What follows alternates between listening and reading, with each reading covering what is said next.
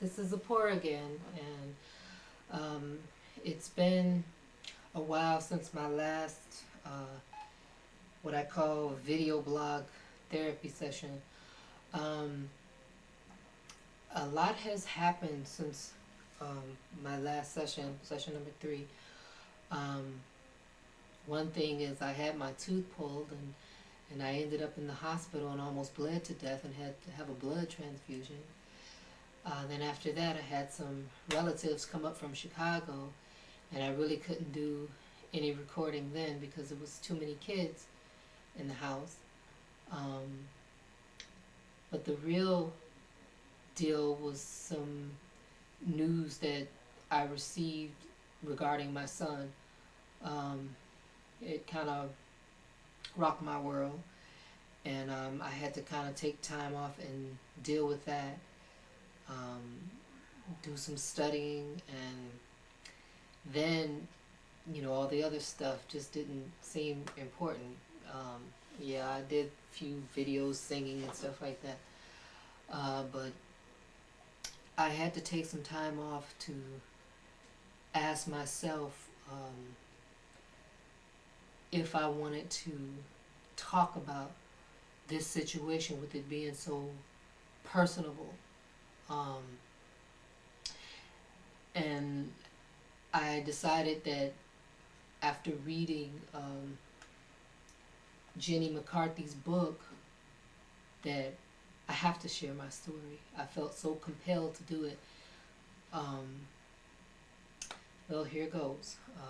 Basically, I received information from the doctor's office that my son, the doctor looked at him, and he says he believes that he has the autism spectrum disorder, which really just kind of blew my mind. I mean, I knew something was going on with my son, but I certainly didn't think it was that.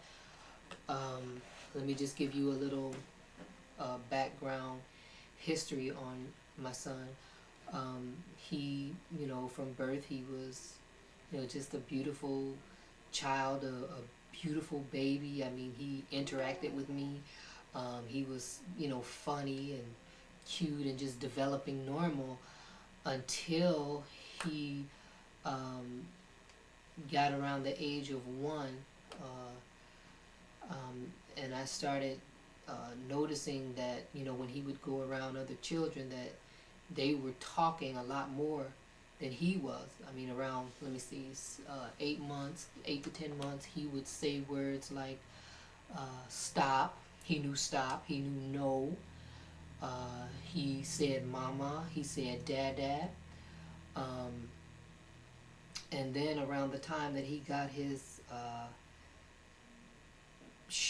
the MMR shots, I mean, I wouldn't hear those words anymore. A couple of times when he was maybe 4 months, and then again at probably 8 months, if I'm not mistaken, he had to be hospitalized twice, from throwing up, and they would, do his, take some tests on him and stuff, and they would see that his iron was low, and then a couple of times here he would get sick and throw up, but the doctor told me at the time that my son was allergic to my breast milk, and that I need to stop breastfeeding him and put him on formula. And I'm like, this is bull. With all the studying that I have done and just through common sense, I'm like, how in the world are you going to convince me that a cow's milk is better for my child than mine? Is God stupid? And, what would he give a cow milk for? That milk is to feed that child's young. So now he gives human beings milk, and you're trying to tell me that I wouldn't buy it. I kept breastfeeding my son anyway up until he was over a year when I stopped breastfeeding him. Anyway,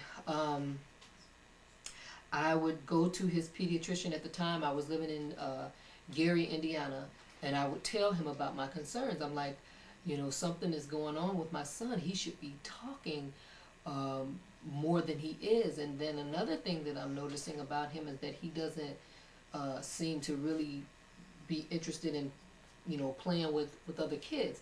Now, he and we were isolated a lot because when I moved to Gary, Indiana from Chicago, I had no friends there and I had no family there. My family, of course, was about an hour away, but I didn't get to see them, so I made it a point. And unfortunately, in Gary, Indiana, people are not very friendly, and people are really afraid of each other. There's a lot of crime there, and my son and I were basically isolated for the first 2 years of his life. So I'm thinking, maybe that's a part of it. But every weekend, I made sure that he was in Chicago and around other children. So another thing that they were trying to convince me of, is there any like trauma or abuse going on in his life? I'm like, no way. It's just me in the home, and I love that boy more than life itself, so I'm definitely not abusing him. And the only thing traumatic that I could think of that he might be going through is just the fact of he was definitely attached to me, and he was definitely attached to his father, but more and more as his father began to kind of disappear from his life, and he would see less and less of his father. When he would come by to see him, I would see my son, grabbing his leg and crying to go with him. Oh, well, I didn't mean to get into all that, but the only thing that I start thinking of at that point is that, he's missing his father or something, and maybe that's why he's not talking anymore. I mean, there would be nights that he would wake up in the middle of the night, screaming for his daddy, So I guess in a way I kind of looked at the doctor and said, okay, well, maybe this is it. Let me, talk to his father some more and compel him, how much his son, really needs him, and he needs to spend more time with him, even though we're not together, he really needs him, even though he's 2, Well, anyway, as time progressed, I said to myself, okay, he's 2 now. He's still not talking. He's still not, interacting with kids. Now, he interacted with me. He would play with me in the room with other kids, but it's just like the other kids would be there, and it's just like, he wouldn't play with them. And then his words, that I used to hear, I don't hear, I don't hear those anymore. The stop went away. The mama went away. Everything. I would continue to go to his doctor and share my concerns with him, and he would just like blow it off as nothing. And so I just decided at some point that I found out that I was going to be moving to Iowa, so I just decided within myself that I'm going to wait till I get here to get help for him, because his pediatrician in Gary already, as far as I'm concerned, had strikes against him because he tried to convince me to stop breastfeeding my baby. Then he did a circumcision on him and messed that up, and he had to go and get the surgery again. And I'm constantly telling him something's going on with my son, and he's telling me it's nothing. So I think I was kind of through talking with him at that point, and I'm like, okay, once I get to the other state, I'm going to get him the help that he needs. So just recently, he went to the doctor, and as I said, he did an evaluation on him and immediately says, I believe he have the autism spectrum disorder. And I can tell you that just really crushed me.